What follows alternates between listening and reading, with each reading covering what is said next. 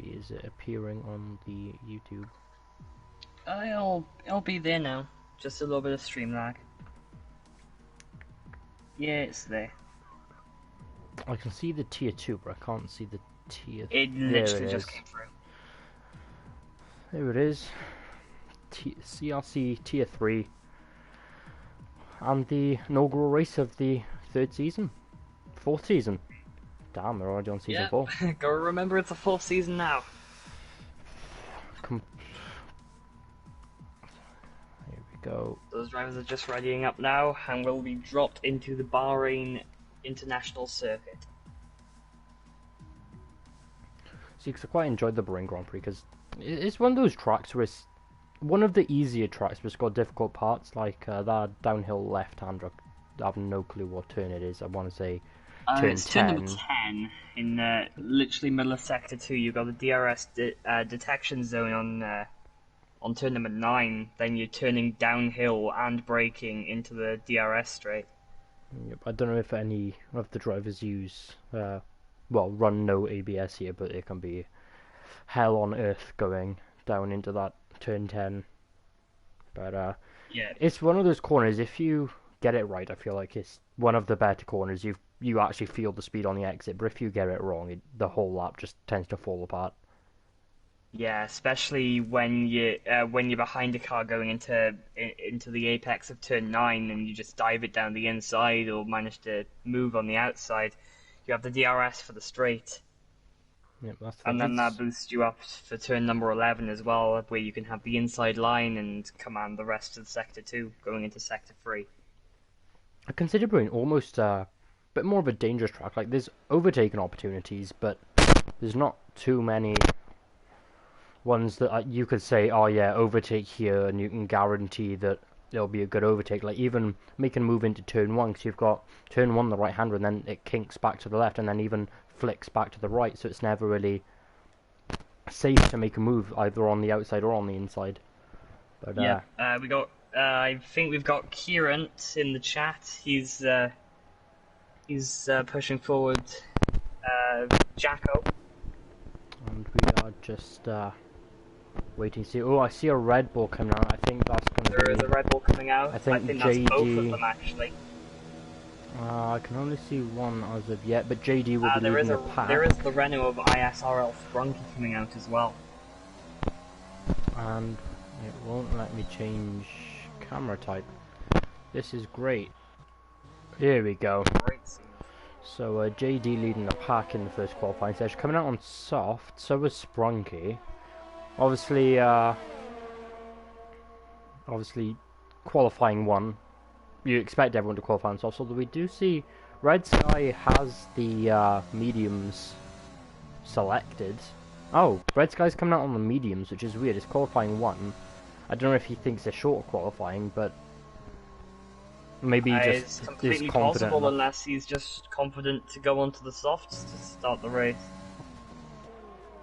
So, there are 2 different strategies that we're even looking at today. There's the 2 stops with 2 sets of soft tyres, then onto the mediums to the end.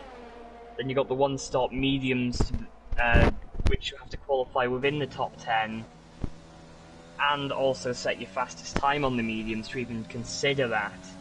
Yeah, I think Red Sky going out on those mediums is already committed to that soft, well, either a soft medium, or possibly even a soft medium soft.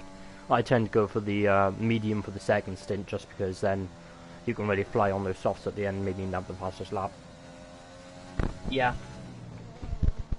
So, a few more of the track stats while the drivers are coming around the circuit. We got 15 turns today with a circuit length of 5.4 kilometers. Oh, I didn't realise. Sorry to cut you off there, but Sprunky overtook JD somewhere there on the outlap and is the leader of the qualifying session, I suppose, so we all set the first time. Yeah. He's got a Red Bull right behind him, and then I believe that is an Alfa Romeo behind them, who just came out of the pits. The Williams, I think, is next. The Red Sky on the mediums, I think he'll set a time after JD. But yeah, something to notice, Pimis 1 is making his CRL debut. as the reserve tonight in the Williams, down in 14th at the moment. Obviously nobody's set any time, so it doesn't really reflect anything as of yet. But in fact, I think there's a few drivers. I don't really recognise my names, and I've been in CRL now since season Yeah, two. there are So a few new drivers on the grid, and some who have managed to bump ooh, themselves up Sprunky from spinning CRA. it there. I don't know where it was, right at the end of sector 2, just before the death curve actually, which is a bit weird. Usually That's really unusual to see, because usually it's on the curb going into yeah, turn number usually 12 you and see 13. yeah, usually turn 13. I call it turn 13 because it seemed to be more around that area, but it seemed to spin off. Must have caught the left-hand curb at turn 12, trying to correct the Yeah, span, but so 127.3 for the first time this session. Tomo tip Yeah. top's just coming across the line now to set. Oh, goes even faster with a 127 flat. I'm not really sure what times to expect here, but it seems to be around about 127. I saw Sprunky with the 142, but obviously he did have his spin, where he has him over 127.3. I wouldn't be surprised if we do see some drivers maybe go for 2 laps on the soft tires. That is completely possible, because the ERS isn't too straining around here. You have got the really hard braking zones to regenerate all of your energy back for the next straight. No Fandango and 4-star both hitting the 126s. Oh, and Little Juan. Wow. Little Juan's one of Little the Juan people no on their Fandango. debuts today. 0.02 of a second between each other, and then no Fandango and 4-star, 1/10 of a second exactly between them. But Kogitaz slotting in behind his teammate with a 127.1, not bad at all. We've got to say, Kogitaz, CRA last season, he was absolutely amazing at just being consistent at like most of the time. He'd end up finishing high up the order because he was consistent and didn't get penalties, and that's what you're going to see win the championship this year.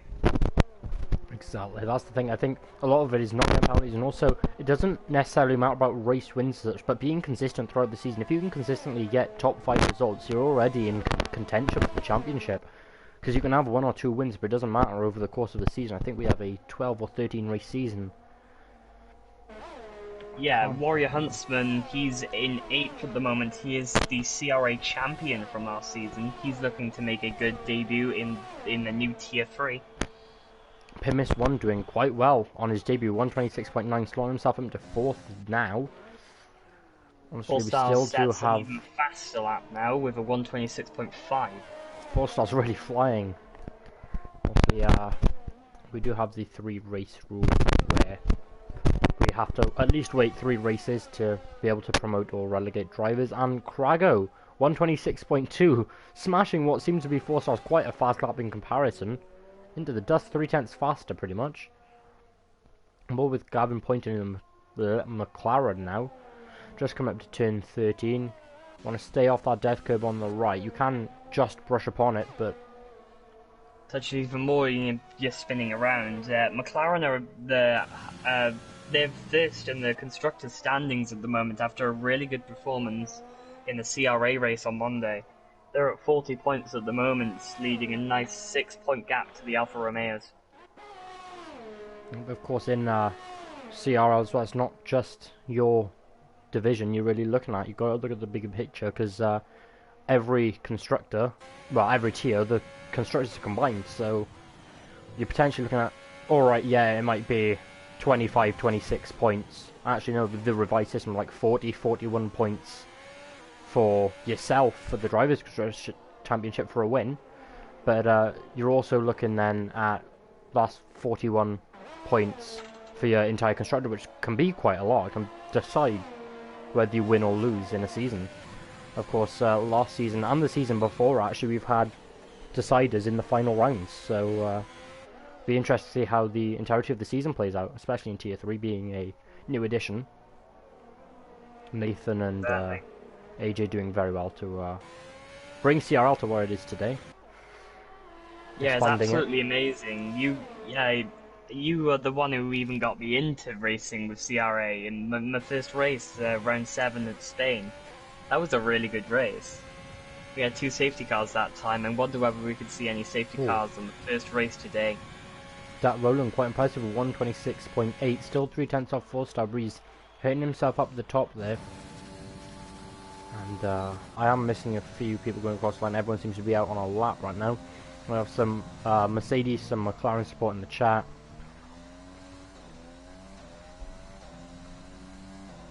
Always nice to see. Jacko coming across the line now to set his first lap is a 1:28.1. So unfortunately, he's that still the does keep him slowest in of those who have even taken times.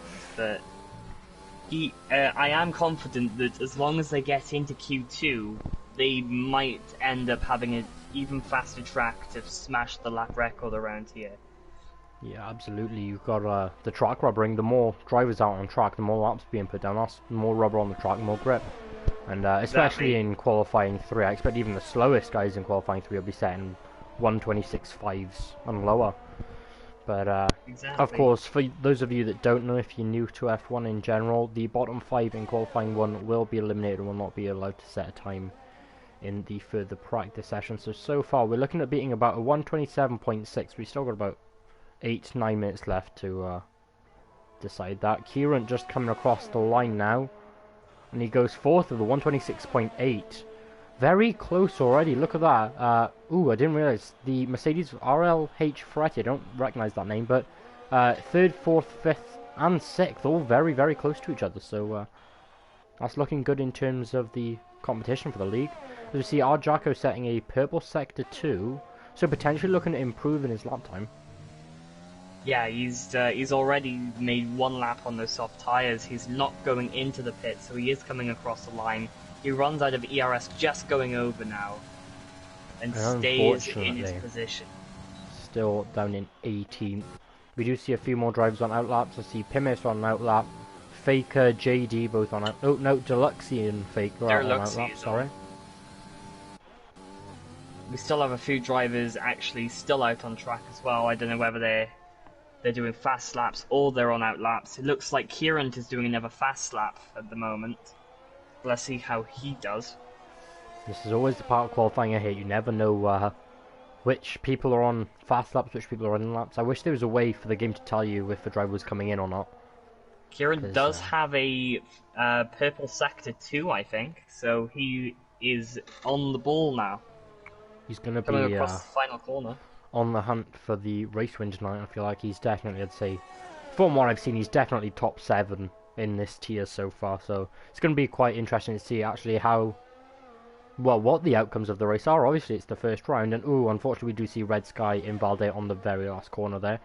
And Faker now coming up to turn 4. So a few drivers we can see possibly coming back into the pits now is ISRL Sprunky, which is actually staying out for another lap. That's going to be 3 lap old softs by the end of this. Our Jacko is going back around for another lap. I don't know how much fuel he's put on board. That's another thing. I hope EA with the new game. Oh, and unfortunately we do see Faker just losing the rear a little bit there on the exit of turn 10. And that's going to have hurt his lap time quite a lot. Yeah, it's really hard to nail that corner. You know when you have, and you know when you haven't, and most of the time you just haven't. Kobe Taz is coming around the final corner now to start one of his new fly laps. Sprunky also looking to improve, flying down into turn 10 there. Not the best camera angle, don't really want to be looking at the rear tyre, but seems to keep it in a nice straight line on the exit. Obviously, CRL quite an inclusive league, so the assists aren't restricted too much, but I am actually quite curious to see what assists some people are running. I know we've got a few on medium, a few on no traction control. Sprunky saying a purple sector 2, definitely looking to improve his lap. Really wants to make up for that spinner, but he is on no. I'm sorry, it looked like he was on mediums for a second then. He's on 2 lap old soft tyres, so wherever lap he sets may not be the best that he can do. It's going to be close to 1:26.8. That pops him up into 6th. That's very well done, considering he's on what is now 2 lap old tyres. We have Gavin Poynton and Killer J both coming out on outlaps. Gavin Poynton stealing purple sector 2 again. Killer J just at turn 4. So we'll stay on board with Gavin Poynton until he improves. Obviously, down in 20th place, no one really wants to be in that last spot. It's bad enough being knocked out of qualifying 1. but he's going to be at least looking to bring himself out of 20th place. Running low on fuel, looking to improve by quite a lot. And 127 flat, that bumps him up into 12th. Very close between Gavin Point and Tomo Tip Top, so going to be interesting to see. But as of now, Faker, JD, Warrior Huntsman, Killer J, and Aljako will be eliminated, and most of them are on fast laps. JD still in the pits, potentially looking at coming out very last second to make most of track evolution. And going into 4.5 minutes left now, and Killer J running moment. very wide at turn 13 there. Luckily didn't validate. Bottom 5 at the moment, those who will not be progressing to Q2 will be Durluxy, JD, Warrior Huntsman, Killer J, and Arjako. Arjako has been out there now on 4 laps of soft tyres. He really needs to put a new pair on. Yeah, Warrior Huntsman surprisingly actually came into the pits after his lap. I don't know if he's going to pop on some fresh softs and just wait to get the most out of track evolution. Just wait till the very end as Arjako goes.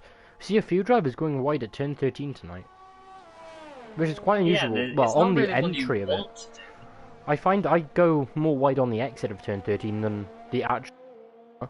But it's going to be interesting to see how that plays out in the race tonight. Obviously, with the race, it's not just about being the fastest, it's about consistency. If you can set the fastest lap of the race, that's great. But if you can't set consistently fast laps, you're just going to drop to the back.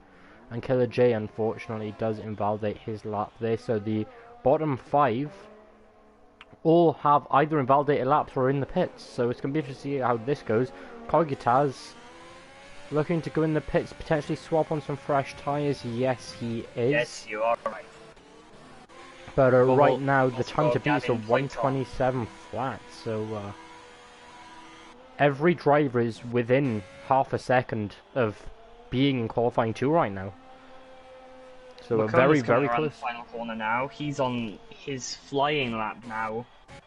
He was pretty hilariously drawn onto the Mercedes car for this season after being in the Williams last season. So he's definitely got an upgrade. Potential George Russell? But there is basically a George Russell move, where he's even done it before George Russell made it cool. As my former Inter-tier teammate, I wish Marconi the best of luck. Last season, obviously, I started off in Tier 2 in the Williams, then because of work commitments, had to move down to the academy and was no longer his teammate, but looking pretty good for now. But I really do think it's anyone's to take tonight. Krago and Dat Roland looking to take the top spots. 4-star also looking good, but I think certainly anyone within the top 10 right now is looking to take the win tonight. It's definitely going to be up to how consistent they can be in not invalidating their laps. It's really easy to just stray off the curb or go onto the death curb at turn 13. And that's where you'll see a lot of spins during the race.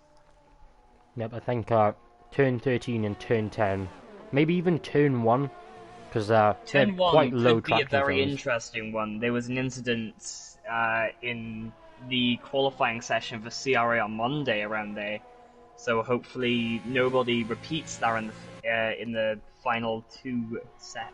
Killer J rectifying his mistake at turn 13, took it brilliantly. Now onto the final corner. Just want to clip that inside curb, brush the outside curb a little bit, and seems to take that quite nice. Looking at potentially quite a fast lap here. And he comes across line with a 127.3, and unfortunately that's just not enough. It doesn't look like he's going to use that final minute as well, so it looks like he's qualified in 18th at most. So Killer J is actually going to be eliminated in qualifying 1 tonight. But we see Deluxey and Kogitaz also on an outlap. JD, Jacko and Warrior Huntsman are all on fast laps trying to improve, get out of that drop zone. But I'd say anyone from P10 up now is safe. Gavin Poynton returned from the session. That was a retirement in the pits. He possibly feels that he doesn't need to do very much more to stay in the Q2. Quite a dangerous strategy. As we do see a Renault in the wall. That's even before turn number 8. I don't know whether that was an AI error or whether somebody Oh, just hit the JD, wall sorry to cut you off. Just jumps at 126.719 up into 4th place. That drops Gavin Poynton as the driver at risk. Koyutaz is now in the drop zone looking to improve.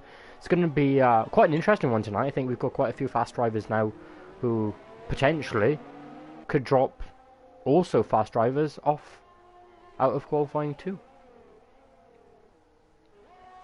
I was going to say before Warrior Huntsman retired that he could have went out for another lap. He only did one lap on the softs, and he's down in 19th. Right there, it doesn't look like he's able to do anything now, as qualifying 1 is finished, and Pims goes up to 6th place with a 126.757. I also just saw Little One going up in 2nd with the 126.4, potentially hidden gem of the season. Arjako unfortunately finishing the session in P17 with the 127.1. Deluxey coming across the line, jumps up into 9th with the 126.8. Drops Gavin Poynton out of the qualifying 2. Now it's up to Koyutaz, Killer J, and unfortunately Makoni's also out of qualifying 2. And can Killer J? No, I think Killer J. No, Killer J out. looks like he's on an off lap. So your bottom 5 is going to be Makoni, Gavin Poynton, Arjako, Killer J, and Warrior Huntsman. Red Sky make it in by 0.02 of a second there. Very, very close qualifying very fresh session. Softs as well, so he may carry those into Q2 just to set a banker. This is an incredibly close qualifying session. Look how many of those. P1 all the way down to... There's about a second, 1.1 seconds separates P1 from P20. This is exactly what we want to see, though. This is exactly what we want to see. It looks like Tier 3 will be definitely one of the fastest and most competitive leagues, divisions, that we even have. Everyone going to is be within very competitive. Liruna for second, and that is absolutely amazing. I think at a track like Bahrain, to get all the times close like that, considering there's so many different ways you can take a corner here, it's incredible. Like some tracks like Monza, for example, where a lot of it is straight, the times tend to be quite close together anyway, just because there's not too many places, well, turns as such, to make a mistake. But somewhere like Bahrain, we've got quite a lot of turns. It's quite a technical track at points. It's amazing to see so many times so close together. Yeah, looking at the chat, so we're not leaving anyone out. Kieran actually came on here telling us his assists. He's got medium traction control, ABS, and automatic gears. We also have Fretty saying that about Verstappen levels of quick fix in needing because his downshift paddle fell off on his hot lap. That is not very good. Luckily for Fretty, he did make it into qualifying too, so you might want to get that fixed. Q2, so you might want to get that fixed now on the grid. Hopefully, if you live with anyone there, a Red Bull engineer. If not, well, good luck to you. Better get the spanners out. Just like George Russell at Mercedes, he practically has to do everything for himself, get his own tyres. Yeah. Oh, and both of the Renaults coming out now. So, little one. Oh no, the Haas. In the middle. Both of the Williams are out. The Haas of Crago will lead the session, so I'll stay on board with him for his first lap. Unless, of course, we do see people get overtaken. But now is where strategy really comes into play. Obviously, the tyres that you set your fastest time on qualifying 2 on is the tyres you will start the race on. We seem to have an almost 50-50 split of medium and softs here. We have, what's that, 5-6 drivers on the softs and 9 drivers on the mediums, so pretty equal split. I'd say most of the drivers on the mediums potentially looking at a 1-stop. I can't see why you qualify on the mediums if you weren't going for a 1-stop. Those on the mediums at the moment may not be the people who will start the race on the mediums. Because they might just be doing their bankers on the mediums now, so we'll see towards the end of the session what people are actually going for in terms of strategy. And that's also the same with the softs, actually, saying that. Some people might have come out on softs, set a banker, maybe not use your GRS, maybe not use hot lap, just to get a time on the board, and then come out on the mediums, slam the fuel down to the minimum, shove on your overtake, and fly.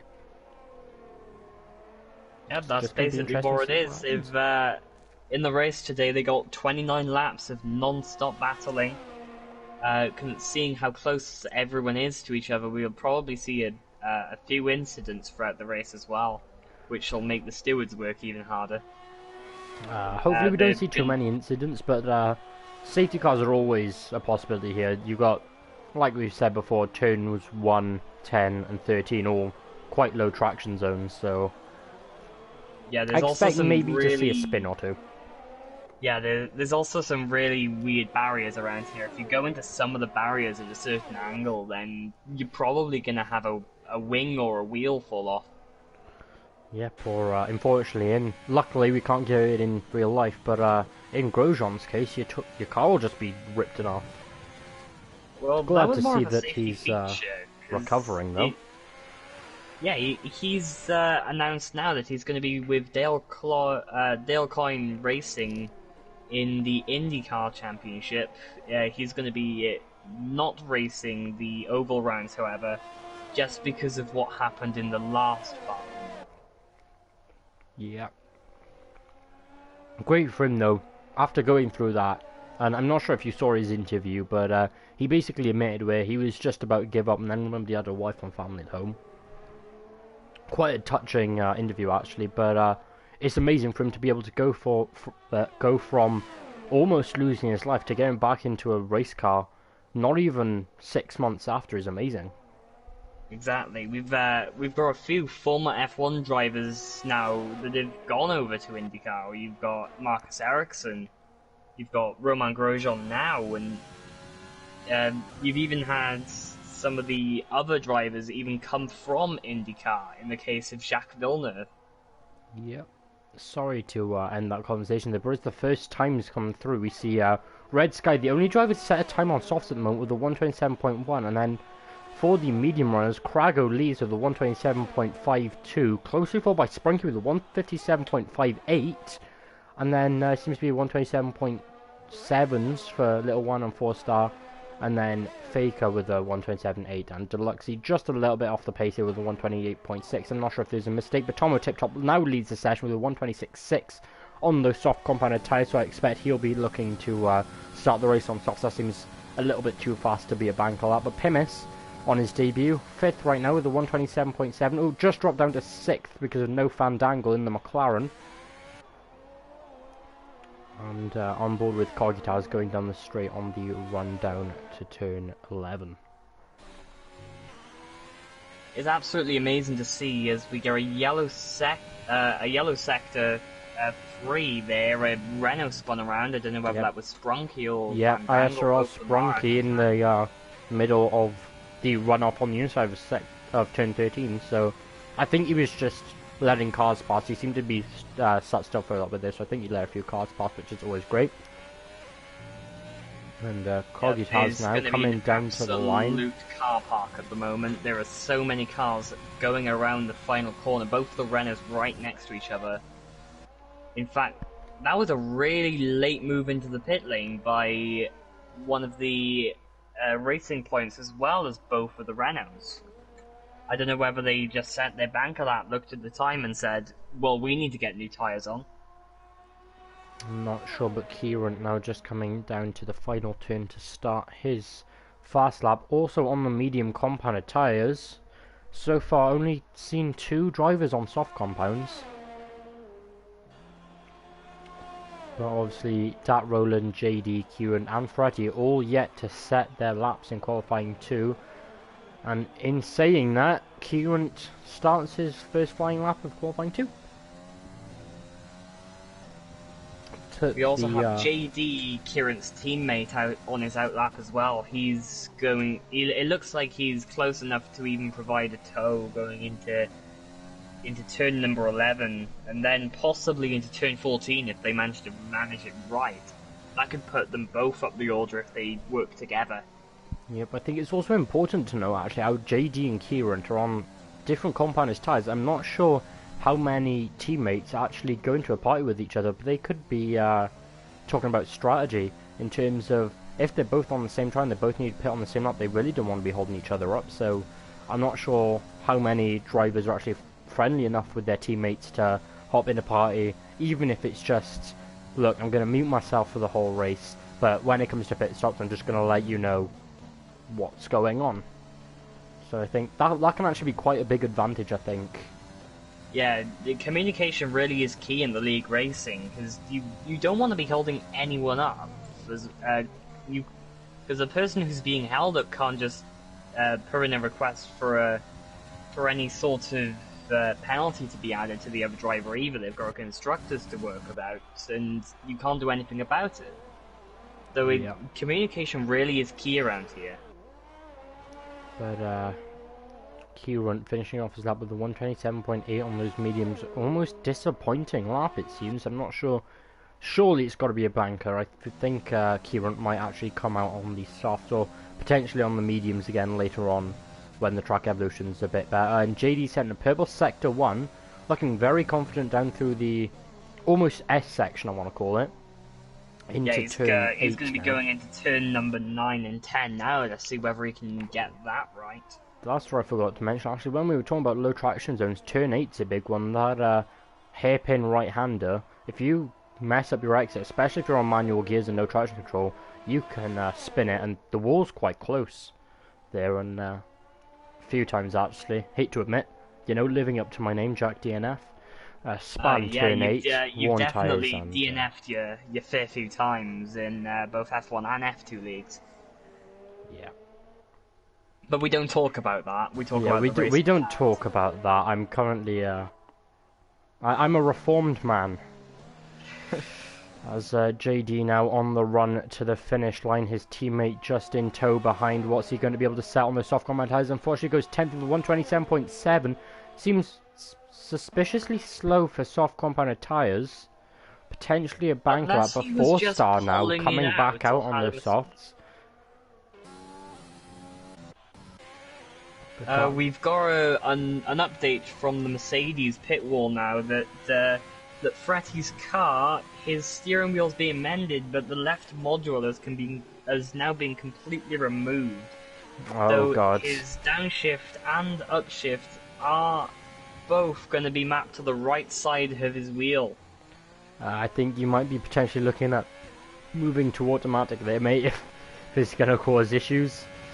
Whatever happens, I wish you all the best for the race, and especially this qualifying session, as you haven't quite come out yet. It is really, really important to try and get your first impressions down while actually able to race, because you never know what will happen.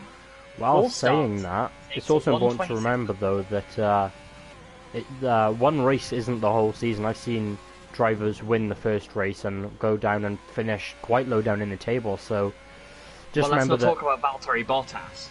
Not just remember that the race isn't won on the first lap, but the championship also isn't won in the first round, so whether you do well this race or not, I think it's always important just keep your head held high and fight it out for the rest of the championship. Full starts on another fast lap. He lost traction going out of turn 4. He had a very massive slip on him, the number 13 Racing Point car, going into turn 9 and 10 now on the tricky downhill section. He manages to get the apex just right, a little bit wide on it. Didn't manage to go out as wide on the exit as he would have hoped. And it's surprising not to see too many drivers using that curb leading up to turn 11, because that can really help you just turn the car in. Which curb are you talking about, the outside or the inside one? The outside, before we're going into the corner. See, I tend to... You can easily go over that and not invalidate your lap. I brake in a straight line going down that hill. I turn in initially, brake in a straight line, go almost aim as if I'm going to go straight for the wall and drop it down to second and then turn in, kind of rotate myself around and then ease onto the throttle up into third and seem to get a pretty good launch. But then I run no ABS, so I'm not sure if it's a lot easier for the drivers to turn and brake and kind of... I think no matter whether you're on ABS or not, trail braking down into turn 11 is definitely the best way to take it. There's no... I think if you put all of your brake pressure on early on, you're just going to stop too fast and not have the speed through the corner. Exactly. We've got Kieran has sent a message to his teammate regarding strategy early on, as Tomo Tip-Top cuts out a lot of Sector 2 there on his outlap. Or is that it? No, there isn't his outlap actually. He's just going really slowly and cut half of Sector 2. I don't know what's going on. Potentially on an in-lap and might be low on fuel, so looking to get back as soon as possible. I'm not 100% sure, but Ferretti now just coming across the line to start his first fast lap of qualifying 2 with his semi-repaired wheel. I have no doubt in my mind that the Mercedes engineers... He's got an asymmetrical wheel. The Mercedes engineers might have worked on his car and his wheel, potentially, today.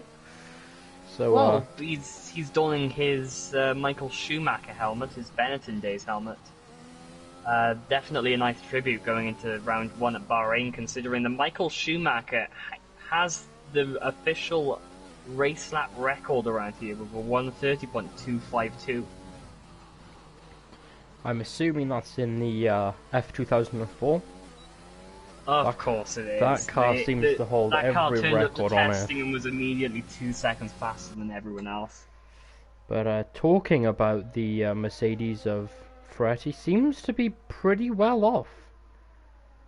Just coming into Sector 3 now, using that outside curb a little bit into turn 13, cutting to the inside, going back to the outside because of the nature of the corner, but sticking it on the track quite nicely. Something not many people tend to do. Yeah, I'm looking at strategy at the moment, and everyone apart from ISRL Sprunky is on the softs. I think potentially we might see So an soft top 10. medium. And RLH Ferretti going up into 5th now, sorry, with a 126.5. Very well done, especially if his wheel isn't the best. And I forgot to mention earlier, we see VFL P1 with a 126 flat. So times are steadily improving. Cogitaz now just behind Kieran. We want to be careful not to really get the dirty air. Going into turn 13 now. Assuming nobody improves from 11th downwards, we might see ISRL Sprunky making a really good strategy. Cogitaz making sure to get into that toe of Kieran. Kieran also going to be pushing now because he is about to start his lap. So that's a bit of a dangerous situation for both drivers to be in. But Cogitaz coming up to finish his lap, goes 7th with 126.8, dropping JD down 1. And a little one comes across line 5th, 126.5. Will anyone be able to break the 125s for qualifying 2? I'm not quite sure. It's very, very close. If anyone's going to do it, I think it might be Krago, who's just started his lap now. Don't forget the VFL Faker was, and I think might still be out on track. Nope, he's just pit, never mind. And that is officially everyone in the top 10 on soft, so every driver in qualifying 3 will start on the soft compounder tyres, which is rather interesting, to be honest. Yeah, it's everyone apart from 12th to 15th, their fastest laps were on soft tyres, so yeah. I have a feeling that those in 12th downwards should have put on the soft compounded tyres to try and get the track position. So we do see a little bit of movement going up, and who was that that just brought themselves up? I think Krago, no, what's going on here? Krago is on a fast lap. He set a purple sector number 2, and he has the tow from Cogitaz. Yep, and JD pulling himself out of the drop zone there with a 126.7. Will his teammate be able to do the same? The time to beat, and he does! The time to beat is now what Kieran just set at 126.782. 2,000 separate the Red Bulls, and unfortunately, someone did just knock down Krago going 3rd, just knocked Kieran into the drop zone. So it's the Red Bulls at risk now, and I think one Red Bull is through while Kieran's eliminated. Pimis has invalidated his lap, so yes, that is now to confirm Kieran, Pimis, Cogitaz, Deluxie, and Sprunky out in qualifying 2. It's really interesting because the strategy at the moment, everyone set their best laps on the softs, and I didn't see ISRL Sprunky go out to try and improve his lap. He did 3 laps on his mediums, but I'm not sure whether he should have just put on a set of softs, because he is a fast driver when he wants to be. Yep, I'm not quite sure what the strategy is. Potentially, you might have messed up. Might have. I've done it before, where you go to the toilet in the middle of a qualifying session, think you're gonna have enough time to come back out when you come back, and you unfortunately don't. So I think potentially we might have seen that, because he does have the soft compound selected, but he never actually came out on them. So it's a bit Well, strange to see. if he has gone to the toilet, if he has got to the toilet, then we wish him a speedy run back to the race seat in time for the actual race, which will be happening in about 15 minutes' time. But look at that. Not even 8/10 separate P1 from P10. CRC's Tier 3 is definitely very competitive this season. I'm actually looking forward to seeing what the rest of the races have in store for us, to be quite honest. It's the same with this session to qualifying number 1, where most of the drivers were in the 126s and within a second of each other as well. Yep. So And, those who didn't go out again, I believe, are the ones that didn't make it into the 126s. A quick little, I suppose, fact. No team has both drivers in the top 10.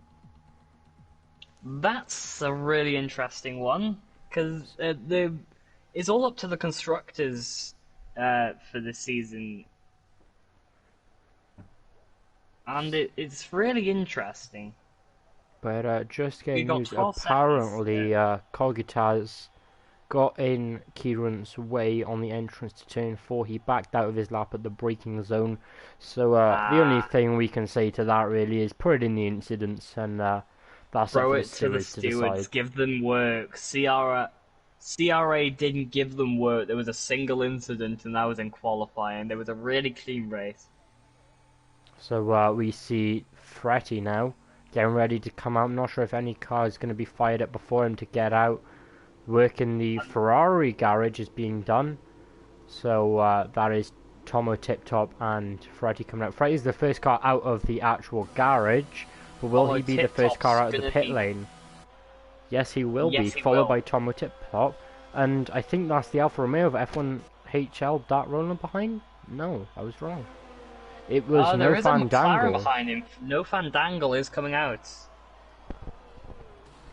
So I'll stay on board with Fretty for this first lap, taking it very nice and slow on the first lap of qualifying 3. Obviously, 12. No, I thought it was meant to be 12 minutes. Yeah, there is. Oh, yeah, It it took takes like time, 2 minutes yeah. for them to actually come out the pits, make sure the 12 setups minute were final. shootout to set the fastest possible lap you can. So, Latest person out the pits is Little Juan. Is his debut race in the entirety of Cone today, and he's doing an absolutely amazing job. yep.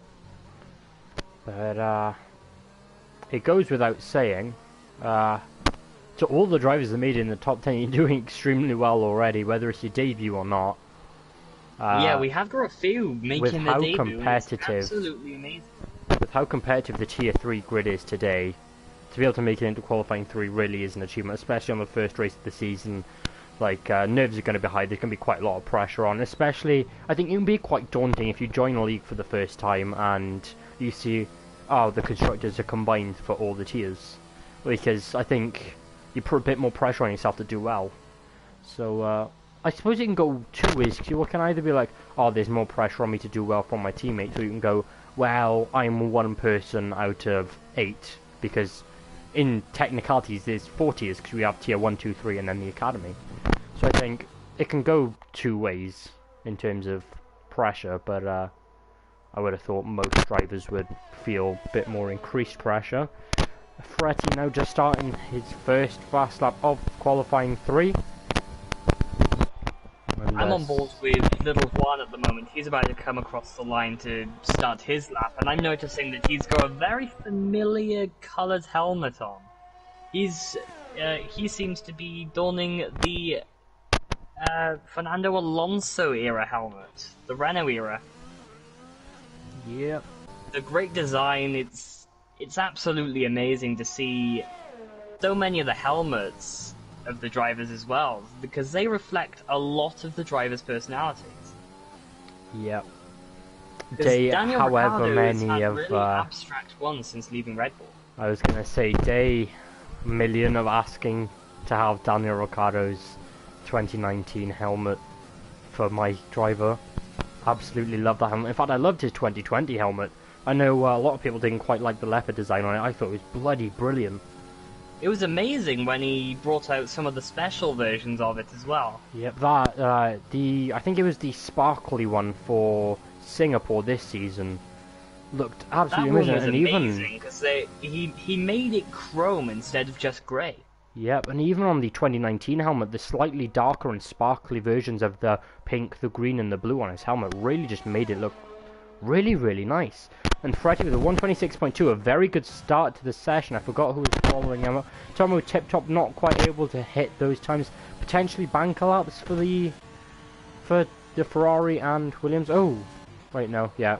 Yeah, I'm just little being a bit stupid Juan right now. makes his debut provisional second place at the moment with a 126.6. That is 4/10 off of Fretty, but let's not forget now that Fretty has an asymmetrical wheel. That could Yep. play into a bit of stuff on the race if he doesn't have his automatic gears on. I think it's definitely going to be a lot trickier than he first expected, obviously, with the kind of damage, but from what it looks like, he seems to be doing pretty well, so I'm fairly confident that he could potentially looking at a podium, maybe even a win for this race. Yep, there's 3 people who haven't came out the pits yet. That's 4-star JD and VFL Faker. VFL Faker is on set to possibly come out right at the last minute and take very pole. close to Freddy's time. Less than a tenth of a second there between them. Of course, I expect the drivers to come out again, because you get a fresh set of softs for qualifying 3, and I'm not sure if everyone's the same, but I never use that set first. I always do a banker lap on either U softs, or if I've got enough, I'll take a fresh pair, and then I'll set another lap right at the end of qualifying 3, make the most of the track evolution, and just set one absolute flying lap. No Fandangle puts himself up into 3rd place now with a 126.593. He jumps to Little Juan, his engine teammate. Behind him we have VFL Faker actually coming out onto his outlap now. Yep, on board with F1HL, Faker. Dat Roland's coming around the final corner now to set his 2nd lap of the day. VFL Faker in the AlphaTauri, and I'm pretty sure you're aware, but that DTM car is absolutely stunning. I actually prefer the AlphaTauri DTM car to the Red Bull DTM car. I think the Red Bull one looks almost a bit messy, but the AlphaTauri one looks so clean. And obviously, relating it back to F1, obviously we've got the AlphaTauri link, but Alex Albon will be driving it. It's almost like he's been sent down to AlphaTauri 2.0. Yep. Because there's no spaces in Formula 1, so just send him off to the German Touring Car Championship. It's fine. As if just getting demoted wasn't enough, they had to demote him out of F1 as well. But it's not just, oh yeah, you're out of F1 in Red Bull, no, you're going back down to AlphaTauri, mate. You might see him come back, or he might find himself being fast in a different discipline. If he's fast in DTM, he might stay there. Of course, he is still Red Bull's test driver in reserve, so it is possible that with the ongoing COVID pandemic, we do actually see him return to F1. Which, I don't know how he wants to take it, but that could be either good or bad news for Nico Hulkenberg. Depends how much FIFA he wants to play this season.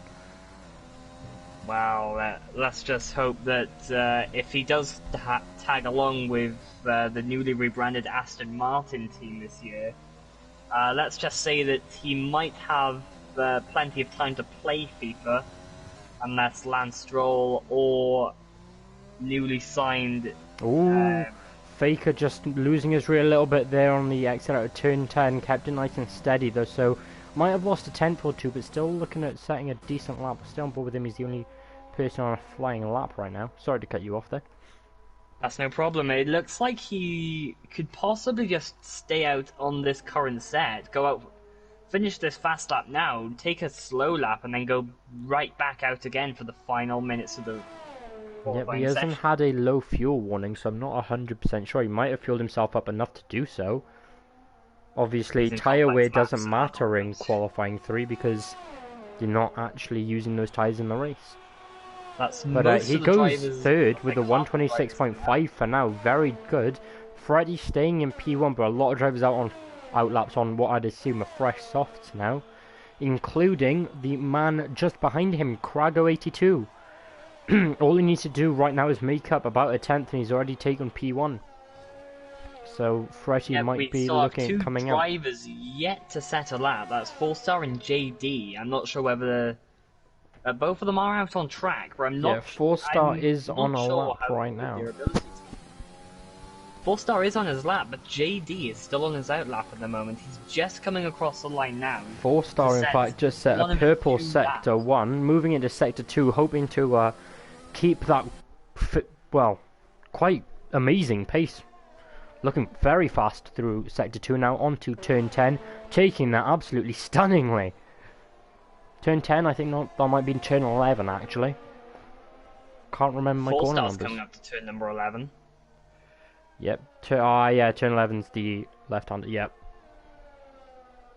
Yeah, if you get the right amount of curb on both the entrance and exit, that's a really good corner to set at time. As 4-star takes now a purple sector 2 as well, coming down into sector 3, looking to take the fastest lap. There's 1 minute 50 left in this session, so he might be able to go pole. now with his 50% ERS now. Unfortunately, Forster can't quite hit pole position just yet with the 126.5, but looks like he's carrying on, burning off some extra fuel and going for another fast lap, so we might actually see the pink Mercedes on pole. As Crago now just in turn 10. Now goes up to second place. With the 126.319, look how close it is between Tomo Tip Top and Crago, but unfortunately Crago is on a fast lap and is looking to improve, so Tomo Tip Top might not be staying there for too long, and Freddy also on an out lap, also looking to extend his lead so far. But Tomo Tip Top looks like he's going out for the final minute of the race. Crago is almost 3 seconds down going into sector 3, so I think this might be almost a bank, not even a bank lap as such, but might be pushing this next lap.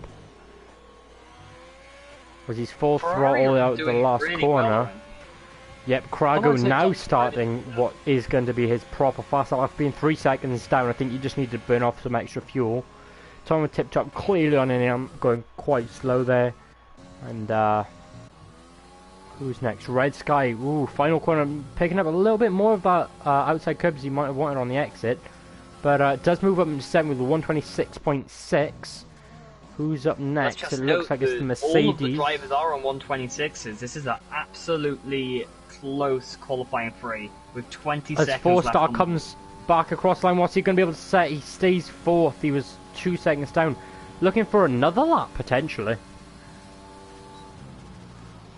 We'll be slowly scrubbing off grip on those tyres. Back across the line will be Tomo Tip Top now on his final flying lap. With the checkered flag and now he's coming out, into and he's going the pit into the lane. pits.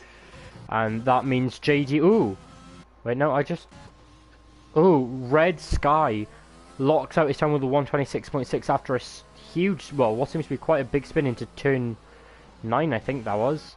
And JD coming across the line, unfortunately doesn't improve, stays 10th with the 126.9. As Little Juan takes pole with a 125.8. But Freddy is still yet to come around in sector 2. And also Crago is still on the attack, just coming up to the start-finish line now. Crago unfortunately can't beat his time with 126 flat. It's up to Freddy now, I think. Although all of them could have taken it. It is Freddy and 4-star. Red Sky had his spin, of course, so is anyone going to be able to knock Little Juan off the top spot? If it's anyone, Freddy running very low on fuel, coming down onto the final corner, takes it quite nicely, using up all of that outside curb, getting on the DRS as soon as you can, and comes across the line, and doesn't take pole.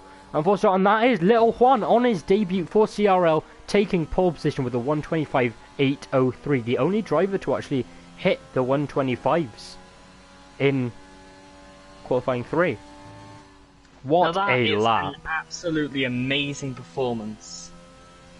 That's really what you want to be doing on your debut race. You really want to show, look, I'm here to earn points. Get out of my way, almost. But it's one thing starting first, but will he be able to finish first? Especially with Renault the... haven't had the best success around here, not just in recent years, but back in the Flavio Briatore days as well. Yep, Of especially course, with... you've had Fernando Alonso take some star victories here, but that was on his championship years. You haven't seen anything else. I don't think anyone can actually say it better than Kieran just did in the chat. He's just shown up and shown out during quali. By 0.23 seconds, which for this tier is a surprisingly big gap. With how competitive we've seen it. And look at that, again! Top in fourth for the Ferrari. The Ferrari has taken 6 constructor wins around this track already. Let's see whether he could possibly make it a 7th. Again, only 1.1 separates first from 10th. Which is a really, really close grid. You've really got to give it to all of the admin team. They've really pulled out their finger with this one. I don't think I've ever actually seen a league racing grid so close. And it goes without saying, good luck to everyone. If any drivers are watching, good luck for the race. And hopefully we see a clean one. Hopefully not too many safety cars. Well, we might want a single safety car to not be bored out of our minds. We've got 29 laps with a distance of 157 kilometers to run today. And just waiting for drivers to confirm their strategies now. As usual, I do encourage you to not ready up straight away. And Crago actually needs an invite, so I'll send him one over before this race starts.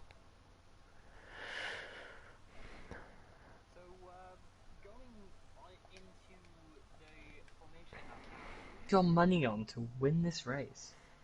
I'm not actually 100% sure, to be honest. Could you send Crago an extra invite just in case he gets kicked out again, please? That should be no problem, I will. I just sent one, but I don't want to keep flicking off the stream. But I don't know, I think certainly anyone in the top 10 has the potential to take it.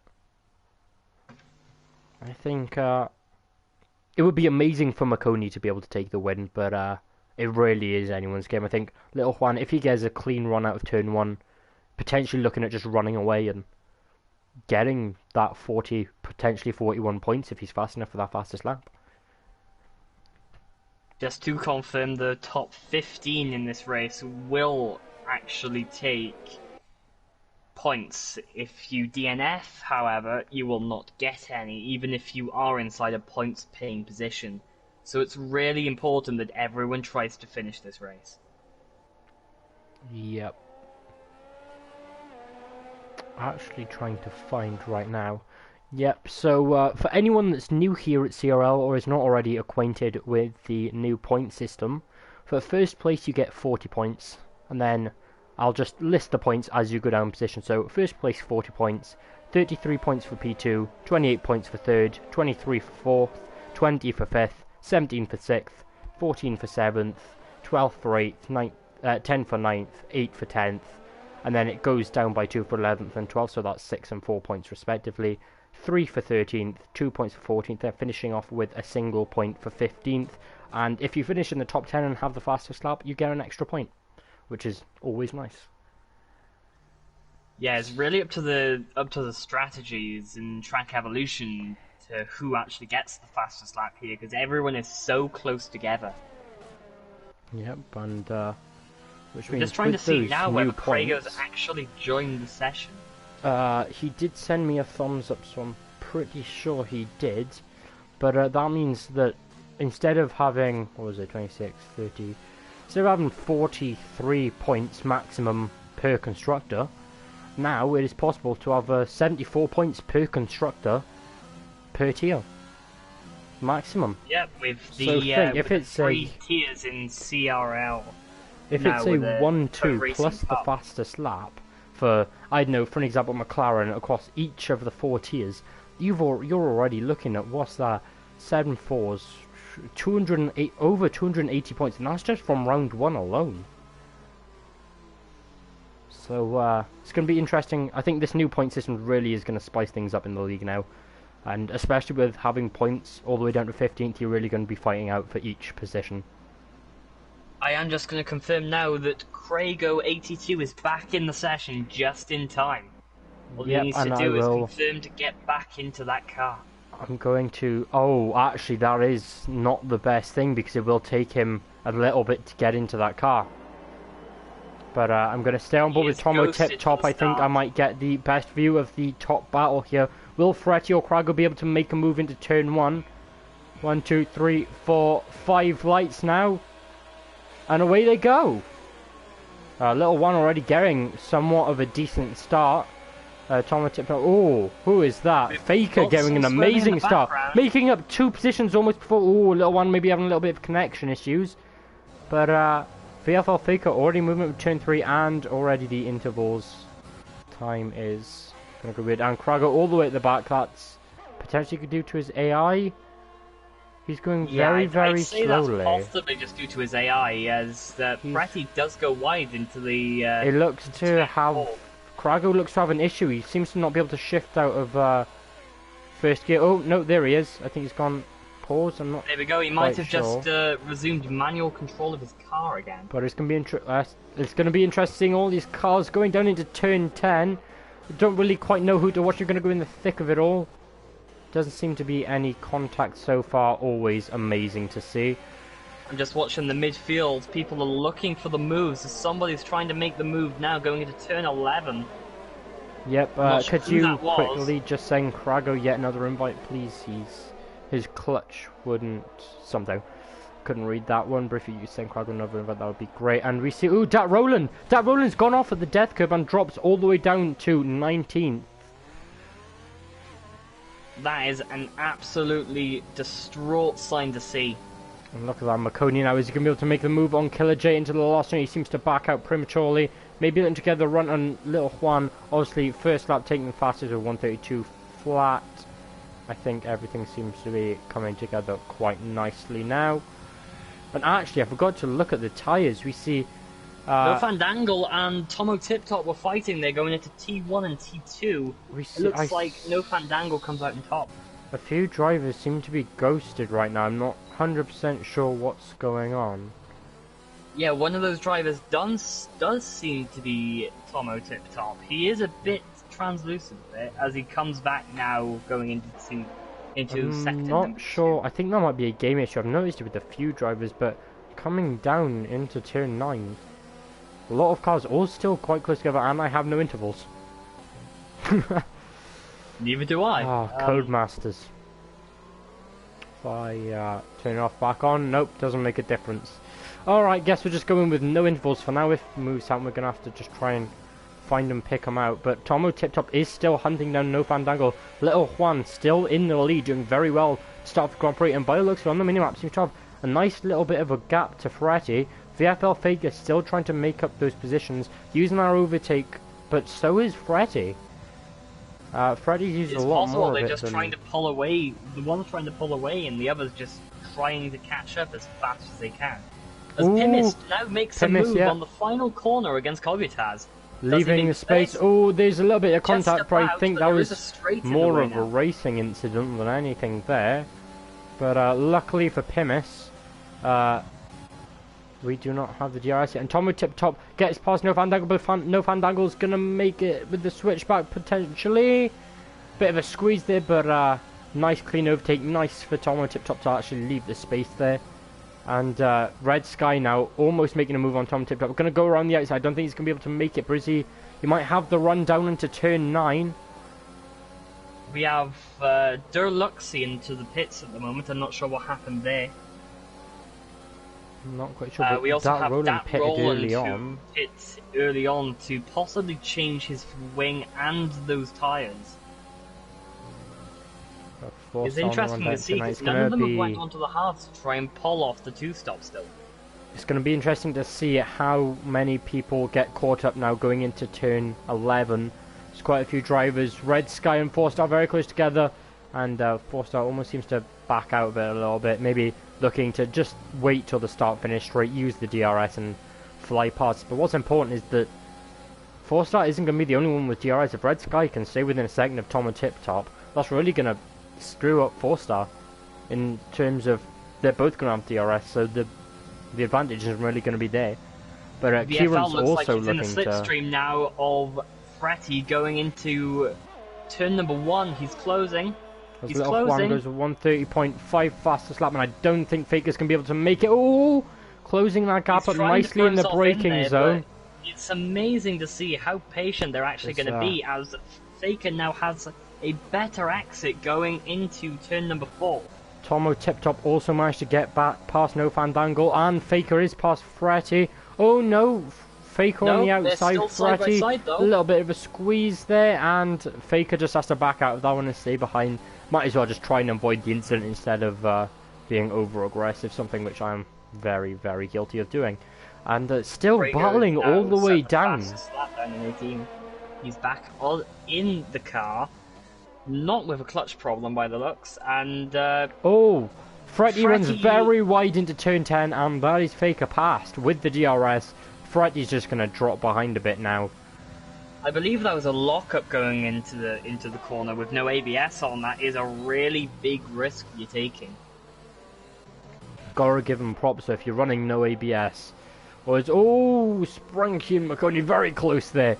I think potentially almost a collision, doing very well for both drivers to actually keep it clean. Both drivers are really good. They're really, really, really good. Oh, but that's a yellow flag. That Roland spam. That Roland now goes. That is a very interesting place to spin. As JD and Warrior Huntsman side by side going into the last corner, and JD backs out looking for the DRS and the run. He is on the soft combiner tyre, so we might have the grip advantage. The move on onto VFL Faker JD's going into outside. the pits. 5 laps and JD's already going into the pits. As 4-star and Kieran have a bit of a position swap. McConey looking to chase down ISRL. Sprunky has the DRS in this next zone. Sprunky does not have DRS, and I think this is going to be McConey past. McConey is past, but will he be able to stick it on the inside and keep the position? ISRL Sprunky looking for the switchback. Sprunky almost hit the rear end. And Sprunky just has to back out going into that S section there to not cause a collision. Quite a few battles going on track. A nice little train from McConey all the way back to Warrior Huntsman, giving Gavin Poynton a good chance to catch up. Not very much else happening at the moment. No Fandangle has the DRS on Tomo Tip Top. Ooh, Killer J almost a bit too far back to make the move there.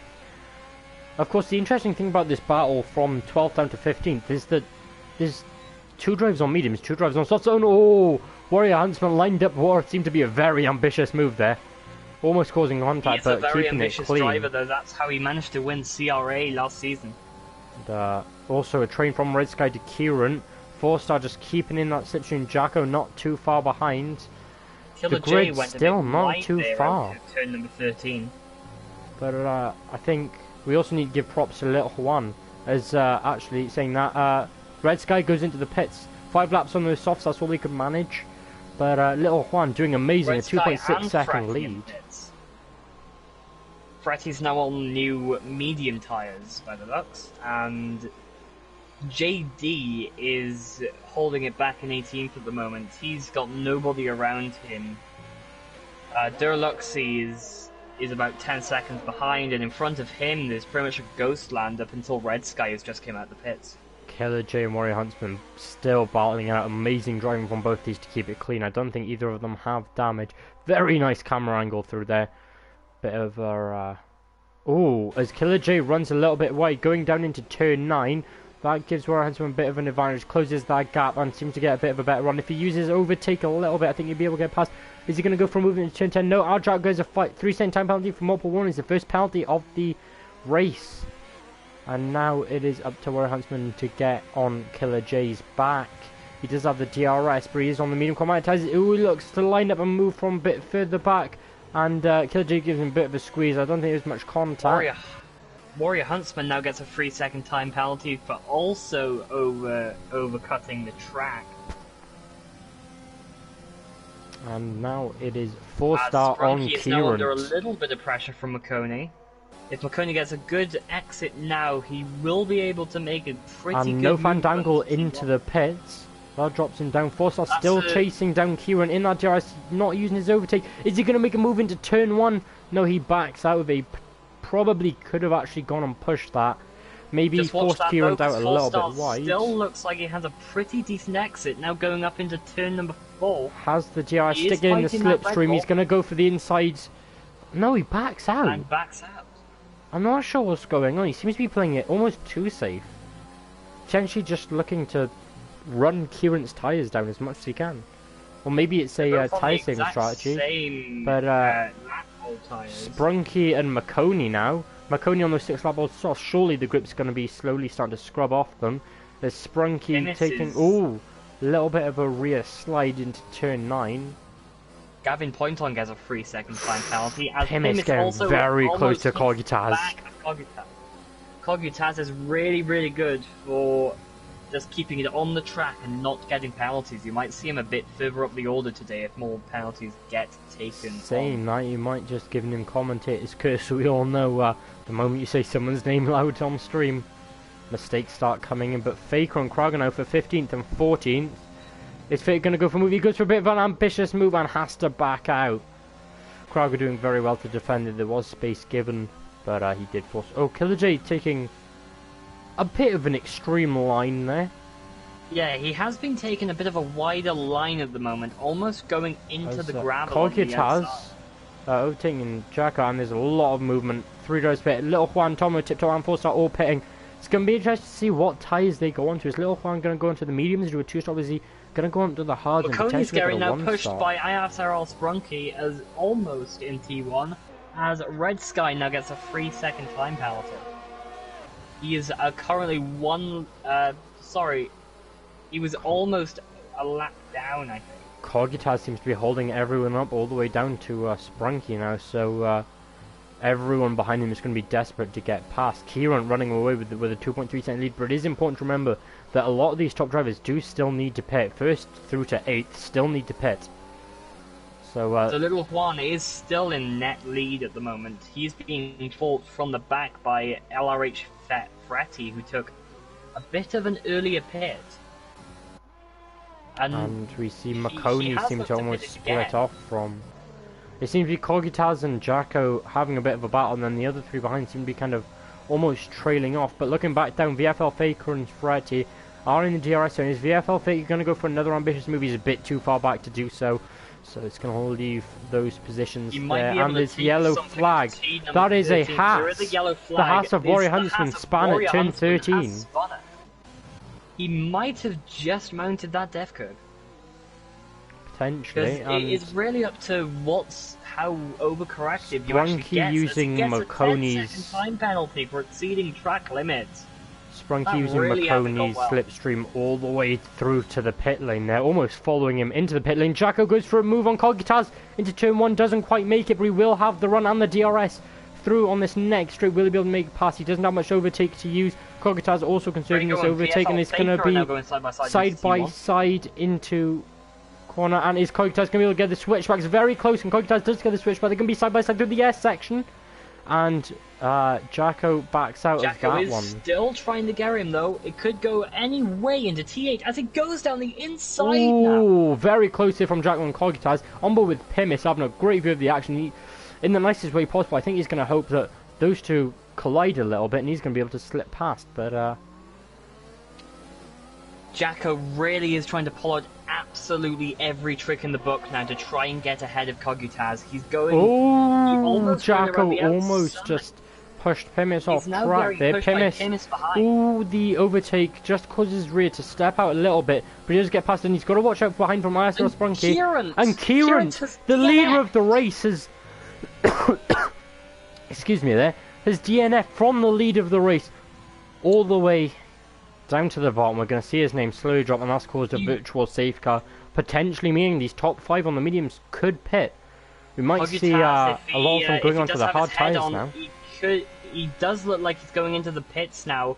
Kieran Yep, just Pimis follows, managed to Jacko man also following. Arthur Spronty. Is Gavin Poynton going to stay out, or is he going to follow them into the pits? He goes into the It pits. looks like he goes into So the pits Little as Juan well. now The first is one going stay to out won't take be the lead of the race once again.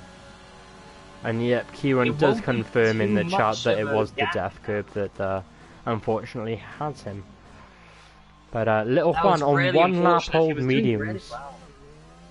will be looking now to resume the lead of this race with roughly about 4-second lead. Obviously, with the virtual safety car and the Delta, it is going to be You're gonna have to be. Oh, we Pimis see one Pimis has with a drive-through penalty, for speeding into the unfortunately. VSC. That's gonna really twist his race up now. Kogitaz also has a drive-through penalty. And looking down, so looking at the penalties, so far there's not that many penalties. Red Sky and R Jacko have 3 seconds apiece. Kogitaz and Pimis both having drive-throughs. Gavin Poynton with 6 seconds and Warrior Huntsman with 13 seconds. Just to confirm, Kieran's had worn mediums and touched the curb at the wrong angle, just ejecting him straight onto that inside barrier. That really hasn't gone well for the first race of the season, but as you said earlier, it's all still to play for the rest of the season. Well, considering I can't race, racing, someone had to DNF for me. And of course it would be Kieran, my arch enemy of CRL. Well, maybe he's just trying to bring ties back in, as Red Sky now falls the second victim of the death curb. He's lost his complete front wing now with And that he's 3 also second dropped penalty down as to well. 11th. And that is another virtual safety car. I suppose Yep, almost good news for Red Sky, considering now he can pit. Oh! Very fast, almost going into the back of a few drivers there. All the drivers really gotta watch watch out now for that Delta though. So the marshals will be going out now to try and pick up that debris. As Red Sky gets a 5-second for... Speeding pit. Well, not a warning. Faker gets a drive-through as well. So that is Pimis It looks like and... he's already serving that, as the... Oh no, the Williams have double stacked. Which is leaving Red Sky in a very, very vulnerable position here, going onto the soft tyres. Soft tyres is an interesting strategy. I think if you're going on soft, you're almost certainly now committing to a soft medium. So it's going to be an interesting one to see. Has a 3-second penalty now. And that is now Sprunky just chasing down Jacko. Seems close enough to do so, and obviously due to it only being a virtual safety car, DRS will still be active. But it's interesting to see the spread of strategies now. So we have the top 4 on the medium compound. And then trying to take their outside line. Ooh, Jacko defending quite nicely there. But I think Sprunky's got past Jacko, has the inside line, backs out of it. I think he just doesn't want to touch that death curb. Oh! But there is McConey edging his nose in there very nicely. Just pushing Jacko a little bit wide, steering him there. Has the better exit. I think he's going to back out. Oh, it's a bit of a steep angle to try and take that last turn. Get on that overtake, get on that DRS lad, and just chase down Jacko as much as you can. But Little Juan just running away with it now, 4.3 seconds in the lead. Alright, yeah, losing a little bit of time, but I just don't think anyone's going to be able to touch him. Looking back down, 16th and 15th, Pimis and Dat Roland side by side. Pimis gets past, using the overtake. Dat Roland will have the DRS, as far as I'm aware, though. Will he be able to make it past before turn 1? Soon for that drive-through, as he comes in now. Yeah, and that's actually quite good for Dat Roland, because as much as he lost the position initially, he also then gained the DRS. So, but Gavin Poynton still 5 times behind Killer J, and from what we've seen, Killer J seems to be quite good at defending here at Bahrain. So it's going to be interesting to see how this battle unfolds. And but still, Sprunky, Jacko, and Nakoni all fighting out for 5th, 6th, and 7th respectively. So it's going to be interesting to see how this battle evolves. They seem to be splitting up a little bit now, but not too much. It's safe to say that Little Juan really has his strategy cut out here, the 2 virtual safety cars as well. He is 4.4 seconds ahead of Fretty. And Fretty does still have that damage to his wheel. Tomo Tip Top is also about 3 seconds behind as well. Ooh, as I just catch Killer J spinning it on the death curve, another victim. Luckily not touching the wall. He does have a full front wing, but that is not going to do anything good for his tyres. But he does have a 3-second penalty now for trying to rejoin that track, just going the wrong side of that curve. And Makoni on Jacko. Jacko moves to the inside line for turn 1, giving Makoni a bit of a squeeze. Makoni gets there initially, but is Jacko going to be able to keep the position? Makoni a little bit cautious, and he does. He keeps the position. Jacko will have the DRS. But I think Makoni might actually have this, unless Jacko's going to go for a risky inside move. No, Makoni was a bit too far ahead. Now Makoni's going to be hunting down Sprunky. He is on the softer compounded tyre, so shouldn't be too hard for him. But Sprunky does seem to be doing very well. In fact, both the Rhinos doing very well this race. Little Juan on his debut, absolutely amazing. As Red Sky sets 129.2, the fastest lap of the race. Obviously, he is on pretty fresh softs. In the background, Tomo Tipdog got his first penalty of the race as well. He's in 3rd place at the moment. He just sort of cut the S's in sector 2. With how competitive this grid is, I think penalties are really going to make or break a race tonight. Yeah, full star is 2.4 seconds, 2.5 seconds, sorry, from Tomo Tiptop. So he's inside the gap at the moment. As Dat Roland now gets another penalty. Actually, that's his first one of the race. So as penalty stands, we have a 3-second for Tomo, a 3-second for Sprunky, another one for Jacko. Gavin Poynton has 2 of them. Killer J is on his first. Warrior Huntsman has 13 seconds. Yellow flag sector 2 and 3, that is Dat Roland, and unfortunately spin it once again at the death curve. But this one seems to be on the outside, I'm not 100% sure. Being careful not to block Red Sky there. But that death curve, like we said at the start, is taking a lot of victims tonight. No mercy at all. You make a mistake there, you go in at just slightly the wrong angle, and that's it, your back end's gone. And once it's gone, there's not really too much you can do to catch it. But Red Sky does make it past Dat Roland, who's on 10 lap old mediums, which are now going to be extremely hot. 5-second penalty. That was a really fast entry into the pits, but unfortunately just too fast. Potentially out of frustration. I know sometimes I'm a little bit careless going into the pits if I'm frustrated with myself during a race. But No Fandangle and Krago now going for the remaining top 10 spots. Obviously, with the new point system, you get points all the way down to 15th, so as it stands, Deluxey would be taking the last point home. So being inside the top 10 doesn't matter too much unless you're looking to take the fastest lap. Pimis gets another penalty as both the McLarens are now sandwiching Krago. Yep, I was going to say Krago in a McLaren sandwich. Gavin Poynton is really going to want to try and let Dan pass, but keep Krago behind, which is going to be very difficult to do. So realistically, Dan wants to get past Krago as fast as he can, and then Gavin wants to just let Dan go, because Dan is on the slower compounded tyres, but he's going to last longer. He doesn't want to be battling his own teammate, scrubbing both of their tyres a lot more than they really need to be.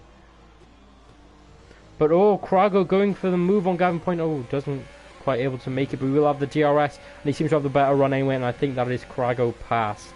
So there is now the McLarens of Gavin Point and No Fandangle in 10th and 11th, and Gavin Point running very deep there, and I think he actually let his teammate pass there. Wing damage.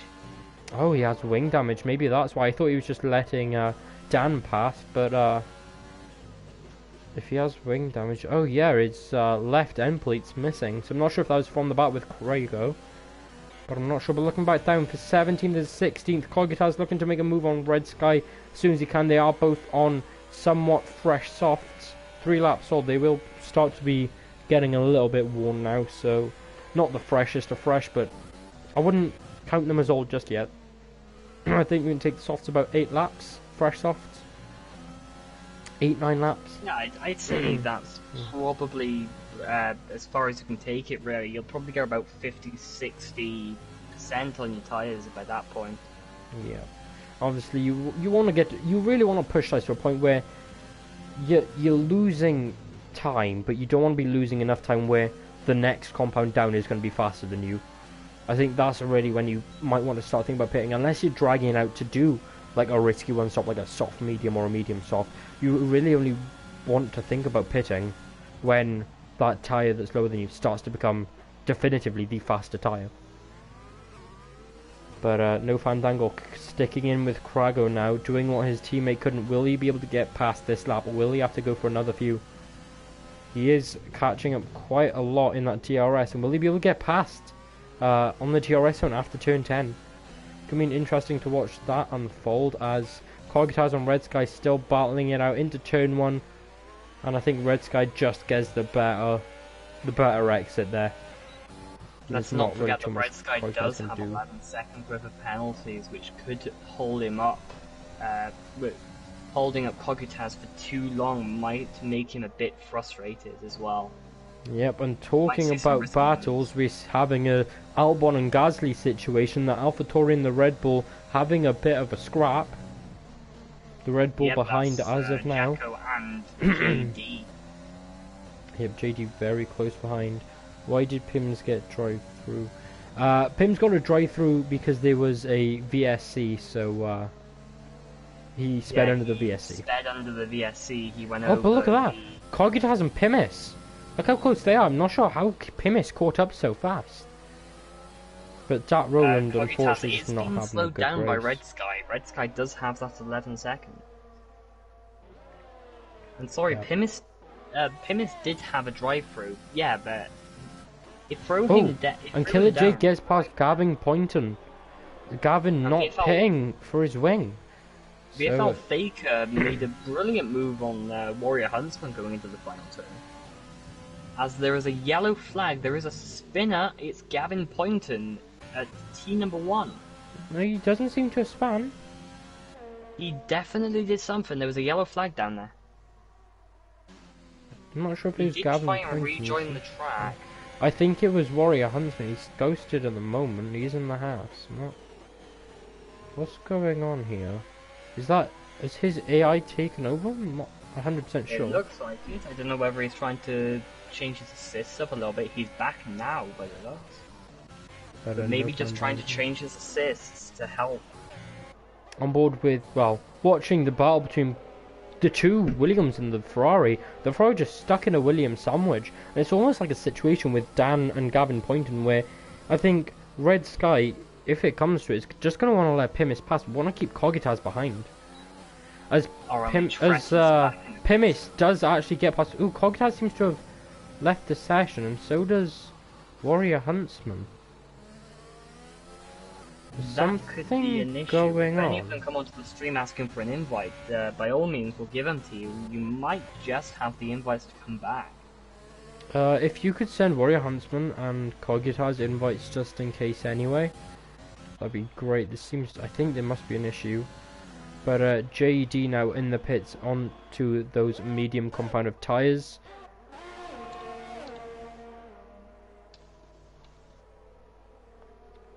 And also Faker looking to take down Gavin Poynton. Now Gavin Poynton is still running that wing damage, and I think it's not going to be long for Faker to get past. Faker definitely proven himself to be one of the fastest drivers here tonight, as Red Sky comes into the pits and serves a 5-second penalty. That must be absolutely frustrating. And I'm going to assume he's going on to the medium compounded tyres. And Faker still chased down Gavin Poynton. I think on this next straight he will have him in the DRS. But he also wants to watch out for the Red Bull behind JD. As Gavin Poynton goes very wide, is he going to be able to let JD back past Gavin Poynton? Staying on that runoff, bit weirdly, using almost too much of it. There is penalty territory as JD side by side and does get the pass. What a move! Very nice move from JD there. Granted, yes, Gavin did have wing damage, but very nice to just sneak it up the inside like that. And now no Fandango going to be chasing down what seems to be his rival this entire race, Krago. But look at that, the little one, 10 seconds almost ahead. No Fandango is fighting Krago at the moment. That could turn out pretty well. As there are, I think it's Warrior Huntsman is fighting with a Ferrari of As Killer Cogutaz. J comes Cogutaz into the seems pits to on still mediums. be ghosted. Oh, who's that? Gavin Point and JD going side by side again. JD gets back past. Wait, Gavin Point must have got past at some point. I think he does. He's still running the wing damage. I'm not sure The why he wing isn't damage coming to around pit. here, it's not the right side to be having to stay out. He's You really need that. You really need that side to tow you around those corners. the way he's taking these corners. It seems like it's really affecting him. So I'm surprised he hasn't come in. He might be waiting until it's soft territory and then come in, slap on a fresh pair of softs, slap on a new wing, and go. Because he has the gap, he will still get at least a point. Because he's just losing positions now. He needs to get those softs on as fast as possible, I think. With only 9 laps to go now, I think if he pits this lap, it will be the right call. Those softs might be a bit dead towards the end, but stretch the life out of them, you need that win. The end, but you really need to try and get any sort of advantage you can while your tyres are still in shape. No Fandango and Krago. Once again, another lap, another battle. I just think they seem to be so matched in pace that they can't really make any time on each other. But looking down, Deluxey getting past Gavin Poynton. Is he going to be able to keep the position into the last turn? He has the inside line, yep, and that's it. But Gavin Poynton will have the DRS. Will he be able to get back past? Shoves on the overtake, shoves on the DRS. VFL Faker into the pits, potentially onto the softs now. As Gavin Poynton gets past Deluxey. But he won't have all of the downforce that he needs to cleanly take these corners. You can already see Deluxey making up so much time. Oh wait, no, he's surprisingly got a run there. Maybe he has got used to the wing damage, but looking down, Red Sky, Warrior Huntsman still seemingly not in the session. Cogutaz and Warrior Huntsman are still ghosted. I'm not sure what's going on there. I'm not sure whether they are in the session and just haven't rejoined the car yet. Apologies for that pop-up on screen. I wish there was something I could do. Okay, Deluxe is still chasing down Gavin Poynton and no Fandangle. Unfortunately, Tomo Tip-Top has caught him up. Oh wait, no, he's on fresh hard, so Tomo Tip-Top should have more speed than No Fandangle. A bit of a weird stage to go on the hards. Potentially a mistake. I would have thought it's softs now. Could have been a mistake. Maybe if they have no softs, even mediums. Mediums or the most of the field is now on either hard tyres or medium tyres. Jack on a little bit of a weave on there. Freddy looking to get past. Can be side by side through turn 1. Giving each other just enough space. Look at that. How close those cars were. And they've both got away cleanly. Freddy having the DRS. But Jacko will have the slipstream. And Freddy's going to try and defend that. Goes for Let's the not forget wide. how tyres play into this. Freddy has 2 lap old mediums and Jacko is stretching those hards out. They are on 10 laps at the moment. Same with Krago, who is... Yep. Oh, and that Roland, that is a safety car. Oh, the virtual safety car. With DNF. He seems to have gone straight. It's on the outside of the death cube, so I'm not actually sure what happened there. He could have bounced from the inside barrier. But he seemed to be right up against that wall, so I'm not 100% sure. But that's pretty good news for Tomo Tip-Top, because if he can get a good run on No Fandango from this VSC, or potentially even if someone gets drive-throughs, it's completely possible now for those that are on 10 lap hards to go into the pit lane and switch for mediums. I think softs are the calls now. And there we go, back to racing. And unfortunately, Little Juan and 4-Star have been caught out. So they've gone into the pit and then the safety car's ended. But I'm quite confident that Little Juan will actually be able to pull that back. As it's a Renault 1-2 right now. As Little Juan comes back out onto the racetrack. Oh no, wait, what's going on here? Little Juan has gone out onto the racetrack just in front of Fratty. There is a lapped Ferrari over there. Ah, it's the lapped Ferrari, that's what I was looking at. As Tomo Tip-Top and No Fandango doing very good. Have a nice little battle. Krago still just in front. Tomo Tip-Top obviously on those fresh hards. Fratty should have a bit more hay. Little Juan. And Little Juan's going to get the switch back. He's on those softs, so he's going to have more grip. Going side by side through the air section. And Little Juan knows better. He just backs out of that one. Saves it for another day. Freddy very, very aggressive driving Not aggressive as in dirty aggressive, just he sees a move and he goes for it. No Fandangle is trying to catch up to Tomo Tip Top now. Both of them do Little have One penalties. seeming to get a better run. He's going to have the DRS as well. I think that is going to be Little One pass. He's not using his overtake, but Ferretti... Oh no. Neither of them using their overtake. What is Little One doing? Potentially just waiting for the right moment to strike. I am going to have a look now. And they're on decent amounts of ERS to make it move unless they're trying to keep it for the straights. They are Does it come very, up very past close F2 together. now? Something tells me the Little One's waiting to get past. I think he's going to try and stay behind and just use that DRS. Little One does have the toe. He is going to try his best, but Ferretti does have the best break. You know what? Sprunky might actually have the win here. It all depends on that penalty, though. 'cause Last he is 3 seconds. hovering If with a he 3 can... seconds. Ferretti still has to make up 5 seconds. Little One. Either way, I think it might potentially be a Renault 1-2. That's absolutely amazing move by Little Juan, just keeping it there, keeping it parked. The question is, can Little Juan make 5 seconds in 6 laps? And if so, does he not want to hold off Ferretti to get the Renault 1-2? He's also got the constructors to think about. It's not just the drivers. So I think it's going to be a decision. Does he want that Drivers' Championship more? Is he going to fight for the constructors? Because either way, I think it's going to be a Renault 1-2 or a Renault 1-3. Just depends if Ferretti makes any mistakes.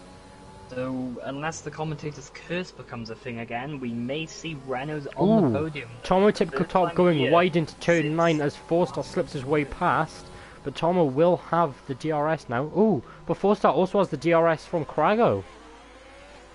So, Tomo Tip Top not being too out with that. Forstar is on the softs, I did just realise, so he's going to run away from Tomo a bit there. And they're going to push Krago, but hopefully Krago and 4-star battling will allow Tomo to catch up a little bit. As Gavin Poynton gets another 3-second time penalty. He might have went into the pit lane to repair his wing. Yes, he has. Krago and 4-star having a little bit of a tap. I don't think there was any damage. No, but now there is a bit of a train. Krago, 4-star, Tomo, and No Fandangle all in a train. No Fandangle will not get the DRS, unfortunately, not this lap, but potentially for the next lap. Little Juan setting the fast lap with a 128.5. Gavin getting another 3-second time penalty, and I'm running out of breath. You might want to get a drink at this rate, your throat seems to be dry. And 4-star looking to make a movement in turn 1, he has the better test, but he's just going to back out, wait until potentially this next DRS zone. It's a really smart move though, if you go Krago better really slowing him down a bit there. corners, you're going to have an amazing run into turn number 4. Ferretti and Jacko are fighting. Or, no, Jacko's just pulled back a bit. Jacko's 3.5 seconds behind me. Krago and 4-star really are going at it into 9, into 10. Having driven with Krago, I know he's gonna want that position. He's gonna defend for his life here, and he's doing amazing at doing so already. 4-star even using that overtake, going for the move on the inside.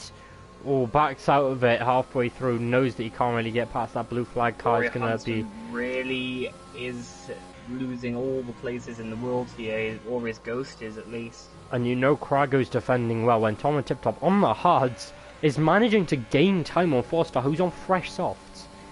Cogs has just posted into Discord he had a power cut.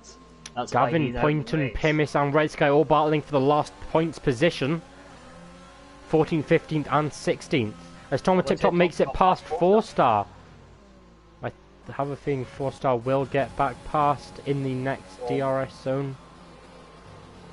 4-star's not going to be too happy with that. Back there as well. He's got a 3-second penalty, but he wants to make all the time he can. I suppose with 4-star though, he doesn't really need to worry much. He's not losing the position as such. He's just not able to gain any more because Tomo does have that 3-second time penalty, and I'm fairly confident for the next 4 laps 4-star can keep it within 3 seconds. So out front, Little Juan is 5 seconds away from Sprunky, so Sprunky needs to keep at least that 3-second gap. At this pace, at this pace, I think actually Little One will take the win and Sprunky will take second. It will be a Renault 1-2, assuming no out of the blue occurrences like a safety car or puncture or anything happen. I do think it will be a Renault I don't think 1-2. we'll see a safety car. Maybe we could, if somebody bins it now at any point on the track, we might see a virtual again. But looking back down, Pimis Red Sky still fighting for the last point position. Gavin Poynton too. Gavin Poynton obviously has that wing damage removed now, so maybe he's looking at just getting used to driving a car. Oh! And saying that, he catches the curb and spins it. Yes, spun. There is now both Williams in the points positions. Going back up, No Fandango 4-star and Tomo Tip Top. And also Krago is now a 4-car battle. Krago doing amazingly to defend, but Tomo Tip Top just gets past, having those fresher hards. But Fandango looks like he might make... No, he's not making the move on 4-star, but he is terribly close. Krago just defending for his absolute life there. Really like well done. Williams are gonna battle. That's not the best thing to do. Red Sky has a 6-second penalty as Pimis only has 3. It'd be smart for the constructors just to let Pimis go by and see whether he can catch up closer But to VFL Faker. we are entering the late stages of the race now, so I think it's time for who do you really think's going to be competitive for driver of the day? Ooh, well, we'll have to see how many from the position change at the moment. Sprunky, he changed 14 positions and he's currently in the lead. But then you also have Arjako, and he's in 4th at the moment. I think it's his debut, as there's a yellow flag, now gone green again. Might have just been a backmark.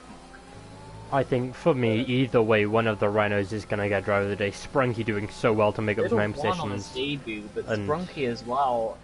There's now 4 tenths in between Little Juan and Sprunky's 3 seconds. Sprunky, whether he takes 1st or 2nd, done amazing for us. But then the Little One, he's just dominated all race. It's unfortunate that that virtual safety car ended when it did, but I really do think 2 laps make up 7 tenths. He's been lapping faster than that anyway. I really do think he has it in him to take the win tonight. It looks Either way, 2nd place on your debut after such a dominant performance, you really can't complain. Killer J might be demoted down to 13th VFL Faker, adding those points to his tally. As Killer J now comes into the pits, does he speed? No, he does not. And Krago just... Oh! And Killer J retires in the pit lane. He could have got points. I'm not sure why he retired. He was in P13. Points were very much on the table. I think that would have been 8 points?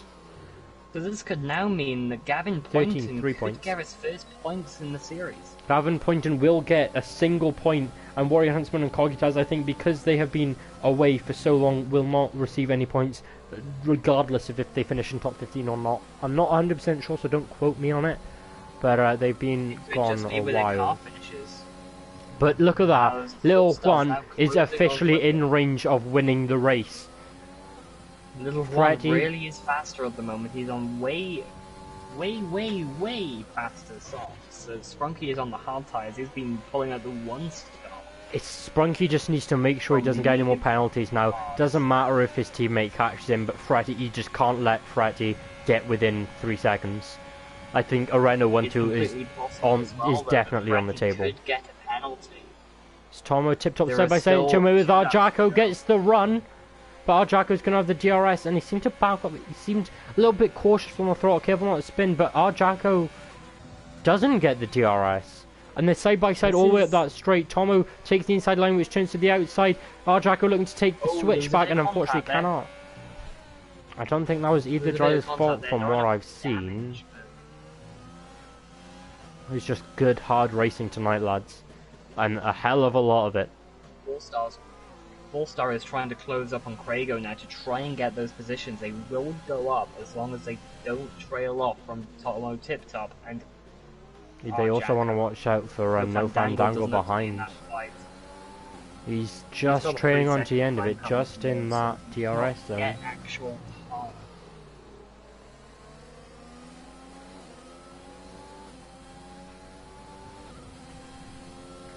4-star now. Still on those softs. I think those softs now have officially got to a point where they are going to be dropping off, so Krago did his job really well. ISRL Sprunky comes around now to start the final lap. If this was an American motorsport, you'd see the white flag out. Unfortunately, it isn't, and always won't be. It'll always be worldwide. But Little Juan It's is funny you say that, inside considering the freezer. the former CEO Chase Carey was American, so technically, in technicality, Well, it was an in American white sport. flag. Because of Liberty Media, they could have brought back the white flag. That would have really helped. But so look you at didn't this have to use the three-way radio battle on the last lap. Arjako, Krago, 4-star, all still battling it out very hard on the last lap. ISRL Sprunky and Little Juan. Krago now gets past Jacko, but the side-by-side going into the Oh! S's. And there's contact, A and little 4-star bit makes of it past both of them! And no Fandangle also... Oh! Star, absolutely amazing. Oh, and there's more contact, no Fandangle with Krago. Two positions. Look at that. Jacko What and a no last Fandango lap. are fighting pole position with What this a 3-second battle, penalty. all the way down to the last lap. Little Juan and ISRL Sprunky almost guaranteed now to take this Renault 1-2. Little Juan, such a dominant performance today. Oh, no Fandangle, a little bit too aggressive there, hitting the back of Krago. Does let him keep the position, so that is very well done. And on board with ISRL Sprunky. Flag of Gavin Poynton in the last... ISRL Sprunky finishes the race in first place, but gets demoted down second. It's Little Juan. Such a dominant performance. 5/10 in technicality in front of his teammate. RLH Fretty behind in third. Tomo tip top coming across the line now in fourth. 4-star gonna finish up in fifth. Oh, he's run out of fuel, I think. 4-star ran out of fuel. Krago just couldn't make up the time. Krago gets demoted. No Fandangle takes sixth. Jacko takes seventh. Makoni takes eighth. Krago takes ninth. JD coming across the line in 10th. Deluxey gonna come across in 11th with a 17-second gap to the car ahead. BFL Faker's Galt is up in 12th at the moment. He's coming around now onto the final turn. It's gonna be interesting to see how these penalties play out. Everyone behind will finish in the position they finish in, as the way the penalties are, they just increase the further back you get, so... It was a really good job by the Williams team, though, to organise Pimis being in front of Red Sky because of those penalties. I really do think, Red though, Sky loses that one stop for ISRL Sprunky really paid off. 13 positions up, but also Jacko with 11 positions made. So it's going to be very hard for driver of the day. I think it's definitely got to go to one of the Rhinos for me. Little Juan, such a dominant performance. If it wasn't for that virtual safety car ending as he was in the pits, he would have got the Grand Slam. So, I'm not quite sure. Who do you think he would give it to? So your driver of the day is one of the Renaults. My driver of the day is probably Sprunky. He made up so many positions. He was so strong on that one stop. He just couldn't hold it from that penalty. But there we see the one and only Little Juan picking up that first place trophy, and oh my god, it looks amazing. You're gonna have to just take a break. Really bad joke incoming. The Little Juan took it right to the end. What a dominant performance, though. Absolutely amazing, and what a kill to see a Renault 1-2 on the podium in real life. Maybe not with Alonso. If it was this season, would have been even better. Obviously, myself being a huge Daniel Ricciardo fan, but either way, what a race! Amazing to spectate, and that is the maximum points for Renault tonight. 40 points first, 33 points second, plus another point for the fast lap. So that's Little Juan taking 41 points, and ISRL Sprunky taking 33 points. That makes 74 in total. Renault absolutely smashed at this race. What a race. We're just hearing from Fretty that he a couple of times he got into the wrong gear, but he just about managed, and every VSC that came out, it stopped his soft medium strategy from working to the best it could. Look at that. Sprunky, that one stop really did pay off. That medium hard really paid off for him. So that is really well done. So it's all up to the drivers now to choose their driver of the day. I'd say it's probably one of the Renaults or even Jacko. Little Juan on his debut taking the race win. For myself, I think I'd give it to Little Juan just because he was so dominant. He just, like I said, if it wasn't for that VSC I don't know, but I think almost certain that he would have got the Grand Slam. He was absolutely amazing that race. But then once again, Sprunky also an amazing performance. I'm not sure where I'd give it to. Well, it's all up to the drivers, and we'll have to see by the next round. So, unfortunately, it's now time for us to leave you. The next round in Sochi, Russia, same time next week. Yep, same time next week. Back here on the Cone Racing League channel. So, once again, congratulations to all of our podium sitters. So that was Little Juan, Sprunky, and who came in third? I've already forgotten. It was none other than Fretty. And Fretty, two making their CRC debut here tonight on the podium. What an absolute masterclass of a race, and here we see the beautiful Renault for the top 1 and 2 spots. But that leaves us here for today's race, and quite an amazing one at that. So it was an amazing opener, absolutely action-packed, and hopefully you can join us for the next round in Sochi. From us at CRL,